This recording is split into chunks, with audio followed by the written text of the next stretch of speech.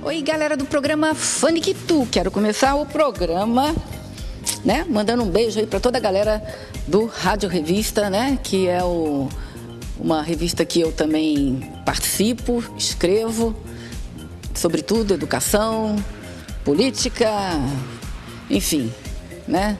As pessoas sempre falam comigo, eu tenho muito mais facilidade em escrever do que falar. Quando eu estou escrevendo, que eu estou ali no computador, eu esqueço de tudo e começo, parece que a coisa vai vindo e eu vou escrevendo, depois eu vou, corrijo, uma coisa assim incrível. Então, assim, agora para falar, eu já sou mais do meu jeitão mesmo, entendeu? Avacalhado, né? Engraçado essas coisas, né? Até para poesia, para compor também, eu sou desse jeito. Então, um beijão aí para toda a galera da revista, né? Rádio Revista, porque tem o jornal também, né? Vou deixar aqui do lado. Bom, nós vamos falar hoje sobre essa matéria que saiu no Diário de Mogi, tá aí a capa aí na telinha, sobre Câmara esquece leis e prioriza homenagem, né? Essa matéria que saiu no Jornal Diário de Mogi no dia 25 de março, né, passado. Muito bem. Pelo que fala aqui a matéria, a atuação dos 16 vereadores mogianos desde 2009 mostra que, em vez de leis, eles se dedicam a propostas pouco relevantes para o desenvolvimento de Mogi. Das 349 matérias apresentadas, cerca de 80% delas corresponde à denominação de ruas, declarações de utilidade pública, de entidades, inserções de datas no calendário oficial e homenagens, tipo, né, Título Cidadão Mogiano e Companhia Limitada. E que isso aí indica, né, o desvirtuamento da função. E para falar um pouquinho sobre, né, a Câmara, uma coisa que eu realmente não entendo, com certeza muitos de vocês também têm dúvida a respeito, está aqui como meu convidado, meu querido amigo e um grande profissional, muito conhecido, Ademir Falck. Tudo bem, querido? Tudo bem, é um prazer muito grande estar aqui com você mais uma vez. Eu me lembro quando você me entrevistou a primeira vez, que era um programa de bate-papo, né? E nós falamos inclusive de política, né? Eu só peço desculpa, eu estou um pouquinho gripado, a voz está meio atrapalhada aqui, mas vamos lá. Falei pra ele que nada que uns beijos não melhore, né? Essa vozinha assim. Ademir. Eu quero falar sobre essa matéria que saiu no Diário de Mogi, mas para isso eu queria primeiro que você me falasse quais seriam as atribuições de um vereador. Para que serve um vereador? Porque vereador, já aprendi que não é uma profissão, ele não é vereador, ele está vereador. Para que serve um vereador? Bom, inicialmente ele é eleito para representar a população nos seus anseios junto à própria administração da cidade, né?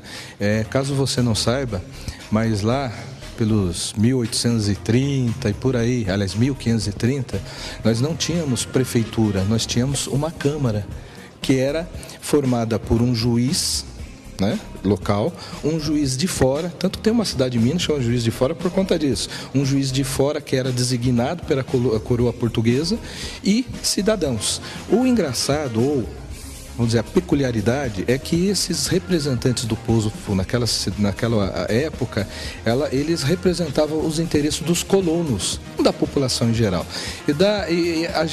Nós fazemos assim um paralelo da impressão que é mais ou menos isso hoje também.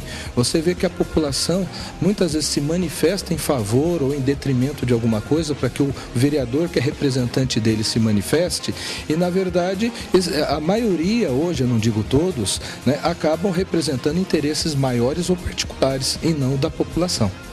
Exatamente, com certeza. Gostei muito dessa historinha do Juiz de Fora, porque da minha família é de Cataguases, e Cataguases é pertinho de Juiz de Fora. E eu nunca entendi por que Juiz de Fora chamava-se Juiz de Fora. Legal, o cara é curto, o cara tem gordura, legal. Fala pra mim uma coisa, o que um vereador, o que ele pode e o que ele não pode fazer? Bom, inicialmente, a função principal dele, obviamente, é representar a população. De que forma? Através de legislar, seja iniciativas próprias do vereador, ele pode ter uma ideia, essa ideia ser transformada numa lei e com o objetivo de favorecer a cidade. tá?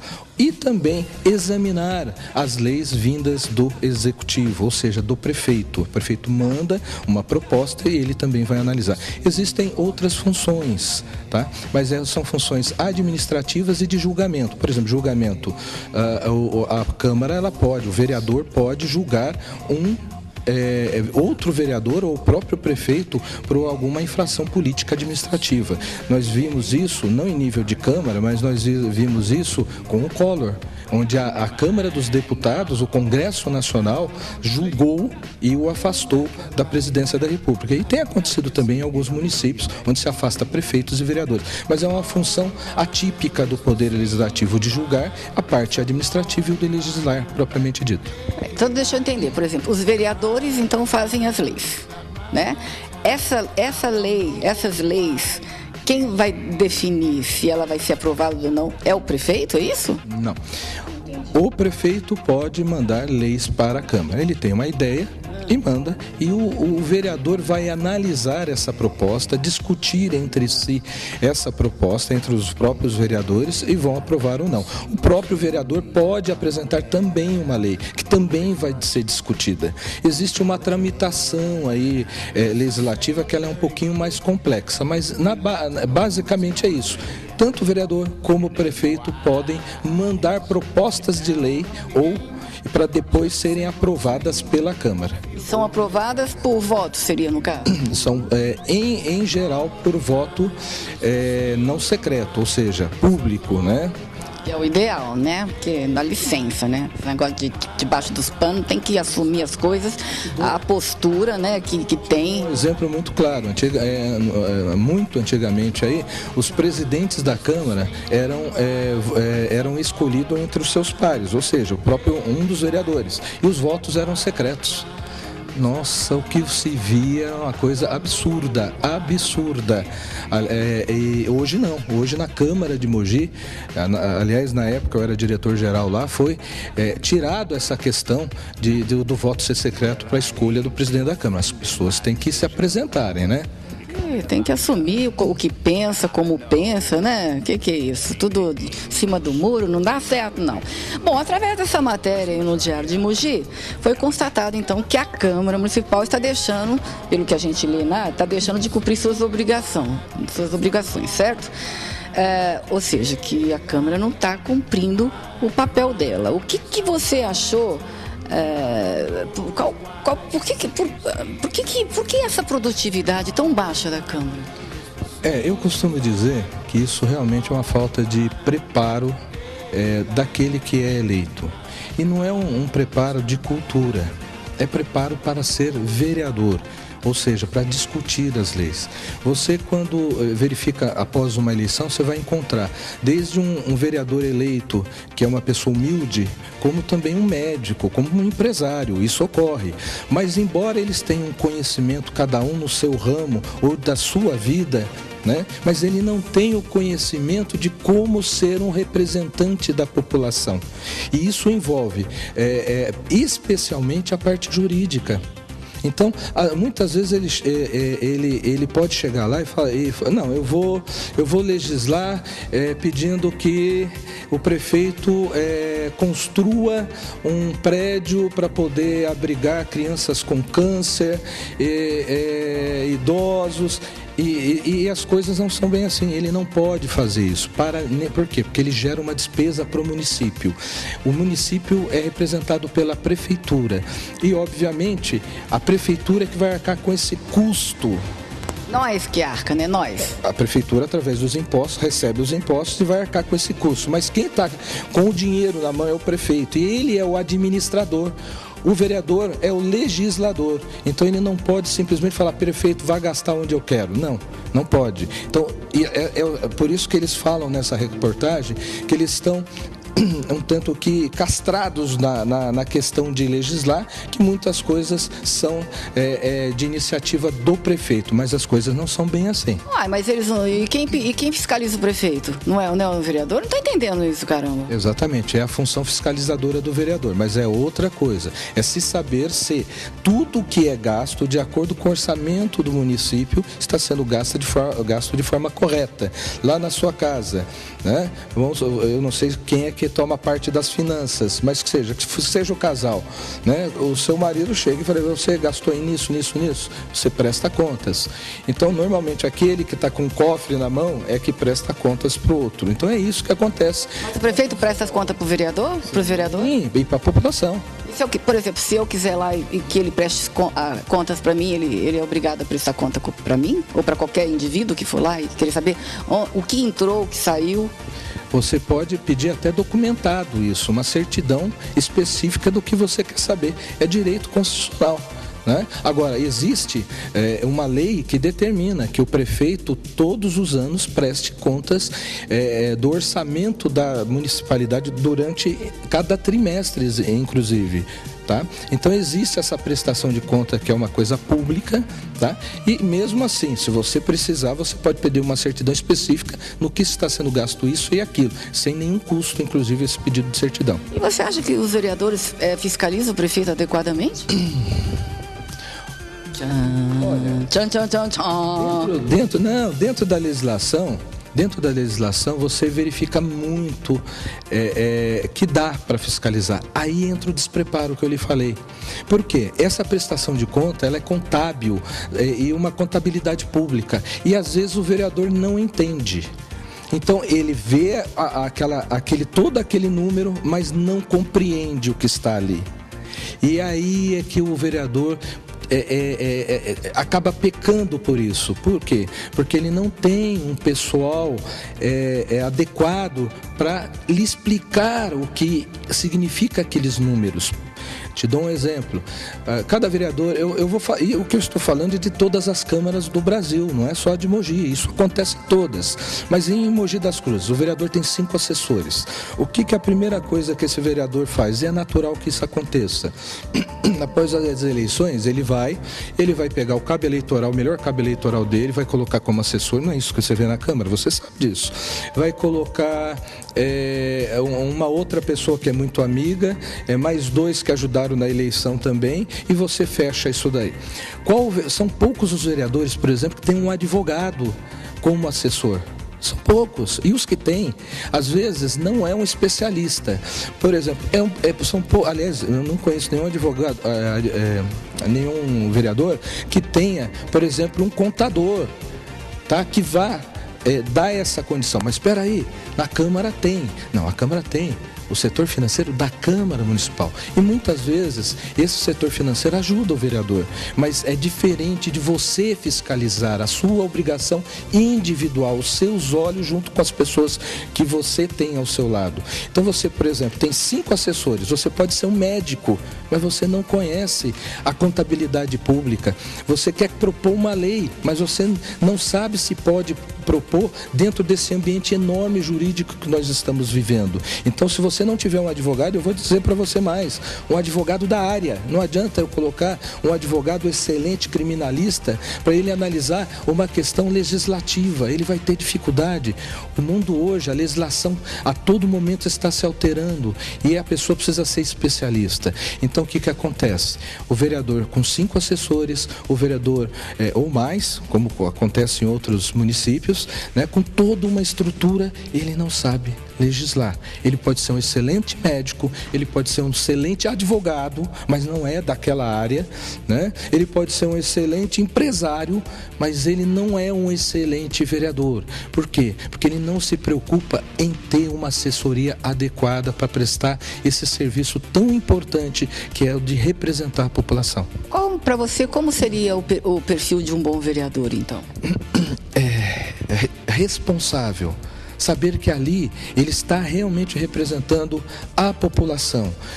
o que acontece? Diz que toda forma de poder corrompe, né? E no caso da Câmara ele desvia, porque a partir do momento que ele se elege vereador, ele começa a se desviar e achar que ele representa ele mesmo, a cabeça dele, os pensamentos dele, e ele esquece que vamos imaginar que ele tenha sido eleito por 4.000 pessoas, essas 4.000 pessoas pensam diferente da dele, então ele já está se desviando. Ele precisa ir àquele eleitor, à população, e perguntar: qual é a melhor medida? O que seria interessante propor? Como devemos fazer? Tanto é que a legislação hoje brasileira fala muito em audiências públicas. Ou seja, você chamar a população e discutir com ela. Você fala isso com o vereador, ele acha um absurdo. Eu sou vereador. Por que a população tem que me substituir? Ela não quer te substituir. E com você cumpre o dever de representá-la. É diferente. Né? É diferente. O que eu sinto que os vereadores, só quando chega em época de eleição, que eles procuram o povo, né? O povo fica todo esquecido. Aí existe uma audiência pública de interesse do vereador. Mas, detalhe, estamos falando no geral.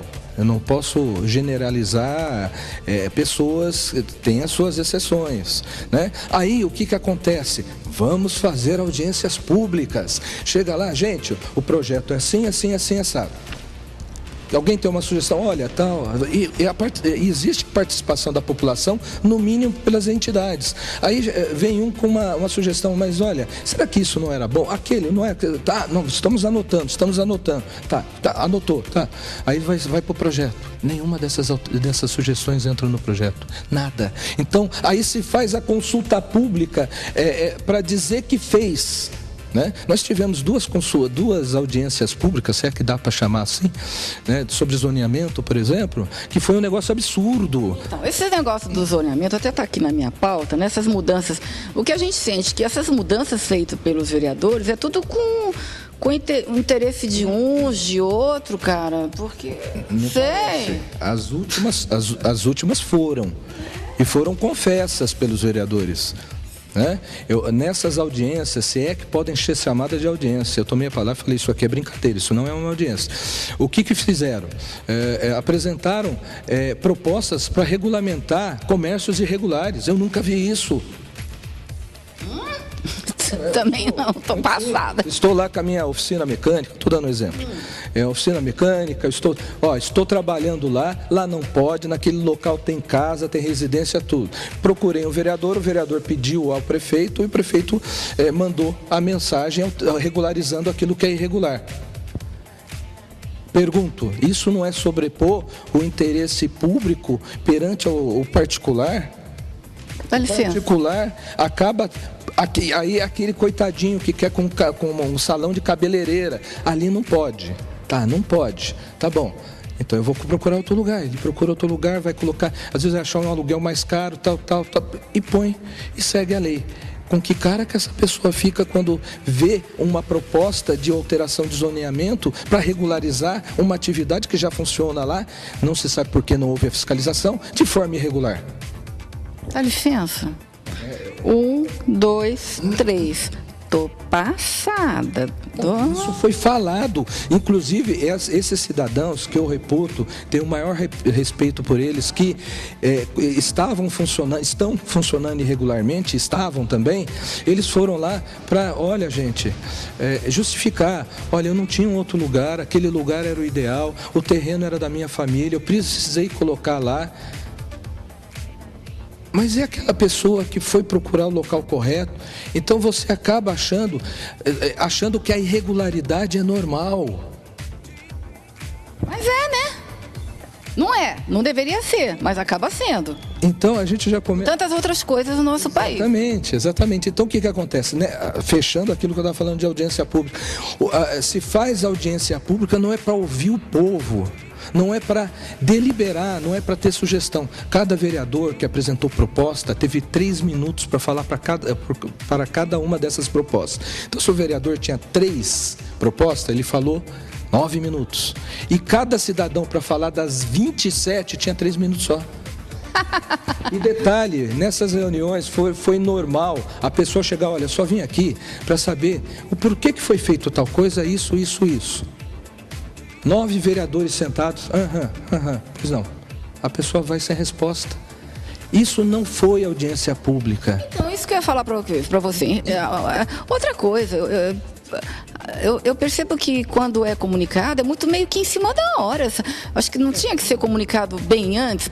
Audiência pública não é chamar todas as pessoas para discutir um assunto, os interessados todos estarem presentes. Quantas vezes que eu vi na mídia que não teve presente ninguém compareceu, piriri pororó.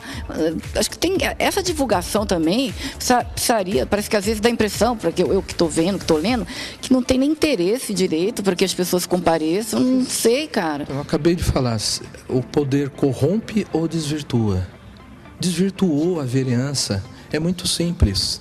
Patrícia, o próprio jornal falou o seguinte aí, que a maior parte das propostas dos vereadores, dentre elas, a de outorga do título de cidadão mogiano, ou de honra ao mérito. Tudo bem? Que horas que são realizadas essas reuniões? Estou te perguntando. Normalmente, que horas que são? De terça-feira lá? Não, que horas? Eu não sei lá, que horas? 8 horas? Às 8 da noite. Por quê? Por que uma reunião para entregar um título... você está dizendo reunião que você disse? O evento, tá.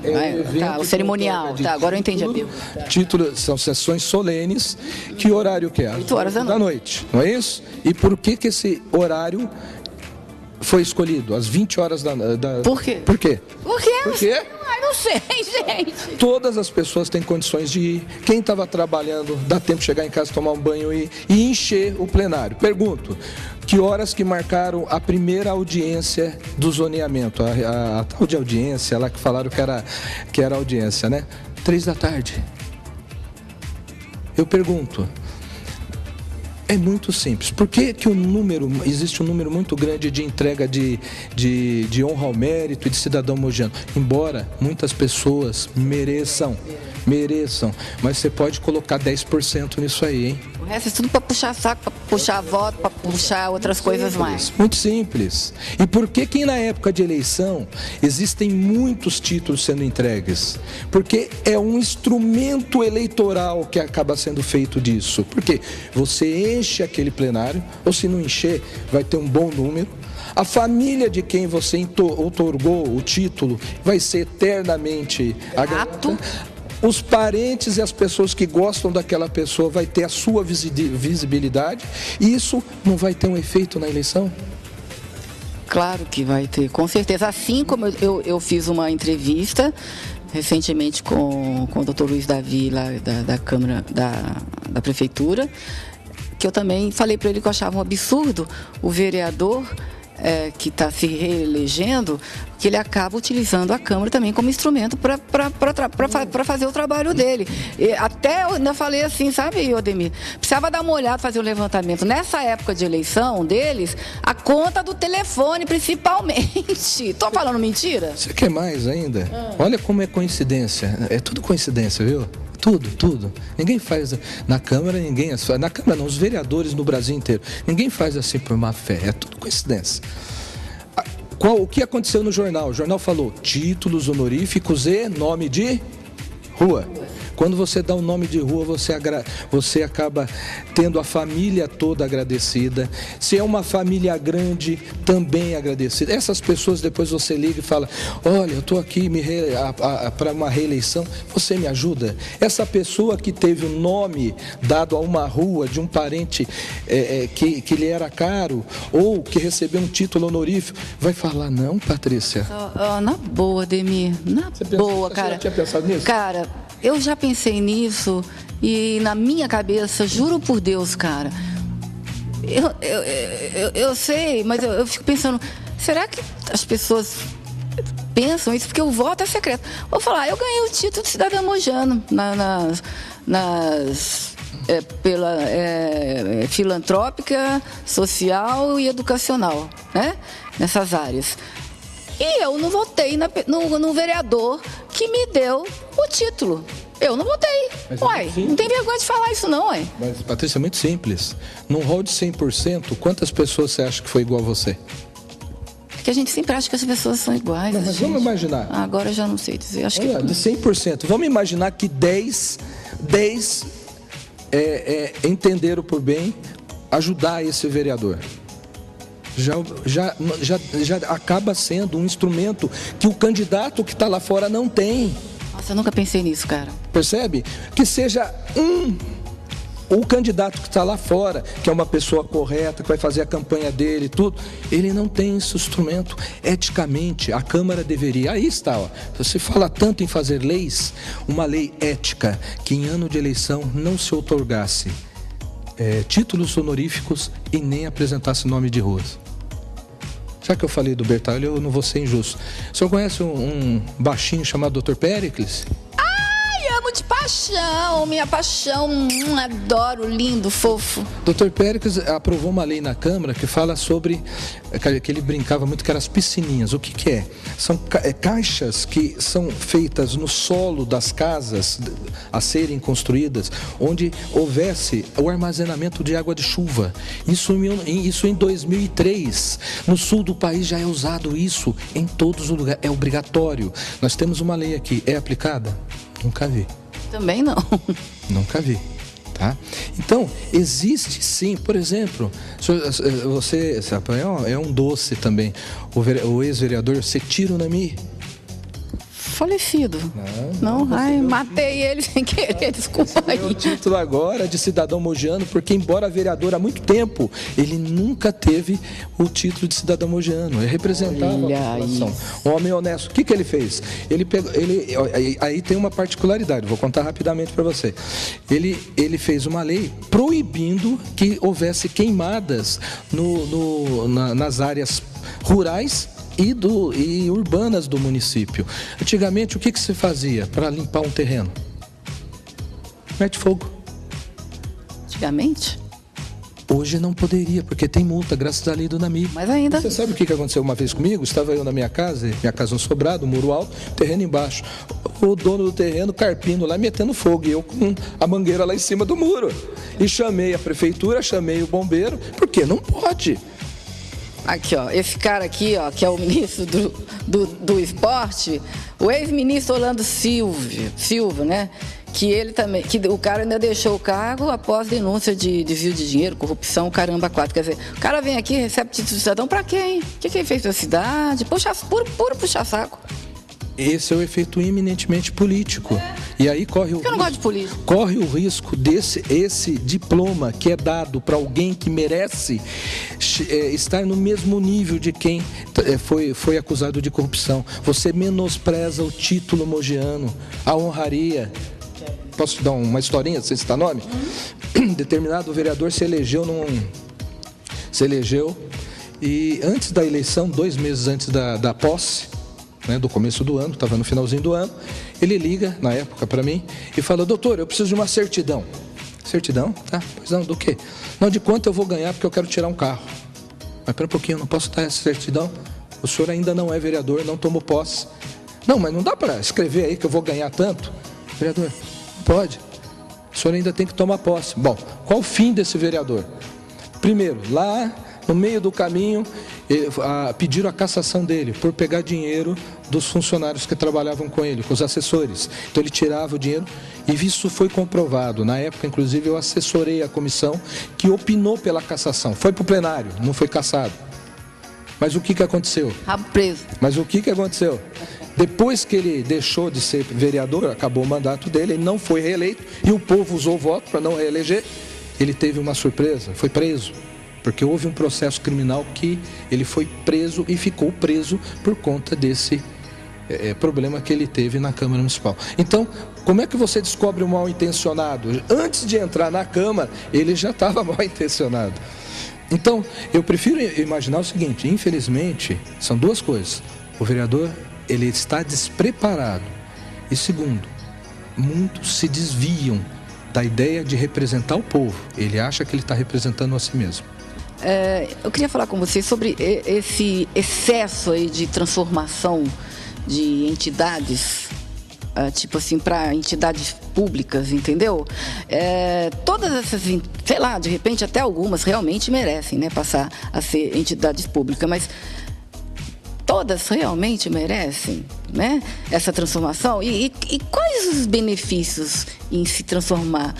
Qual o benefício que se ganha em se transformar numa entidade pública? Explica bem explicadinho isso. É muito simples. As entidades, normalmente as ONGs, organizações não governamentais, ela tem um fim normalmente filantrópico, esportivo, ou seja, aquele que acrescenta e colabora com a sociedade e colabora com o setor público. Tudo bem?